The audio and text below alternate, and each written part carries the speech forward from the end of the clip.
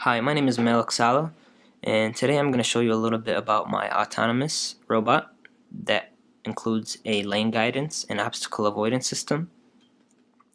So, from ordering the parts and planning and designing and waiting for the parts to come and assembling everything and implementing the software, it took me about 3 to 4 weeks to complete this project. And it's made of a bunch of products that I got from Amazon and Adafruit. The structure is a 3-layer chassis kit that I got from Adafruit that came with 2 wheels and 2 DC motors. To control the robot, I bought several sensors. We have a time of flight sensor, which calculates the distance in front of it, and when it gets too close to an obstacle, it stops the vehicle, checks which path is best for it, and then goes that route. We have 2 distance sensors right here that keep it in its lane and avoid bumping into walls. So when it gets close to a wall, it steers it away from that wall. And this top sensor works with the time of flight sensor and is controlled by a servo motor, which swings at 180 degrees when an obstacle is encountered in the front and checks which path is best for it, left or right. So everything is being powered here by a battery pack that I purchased from Amazon. It's 6,000 milliamps. It works pretty well. Controls the motors and the featherboard and the sensors as well. I have the featherboard soldered to a stepper and DC motor shield to easily access the motors through the M1 and M2 ports. The feather also has a capability to connect to the Wi-Fi, which I use to make a web server that uploads statistics of the robot based on how many turns it makes.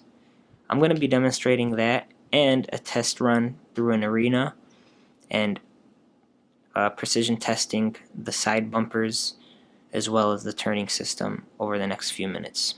Hope you enjoy.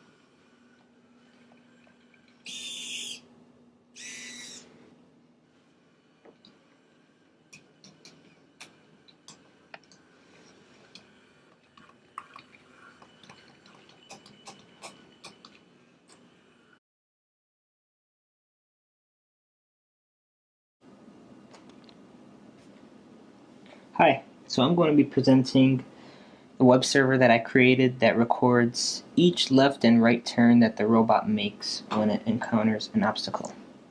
So let's plug in the robot. Now it takes just a little while to connect to the internet. Then once it gets going, we'll test it out by taking a couple turns.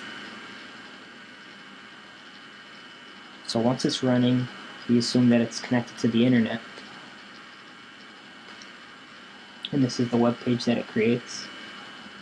So let's go ahead and test out a turn.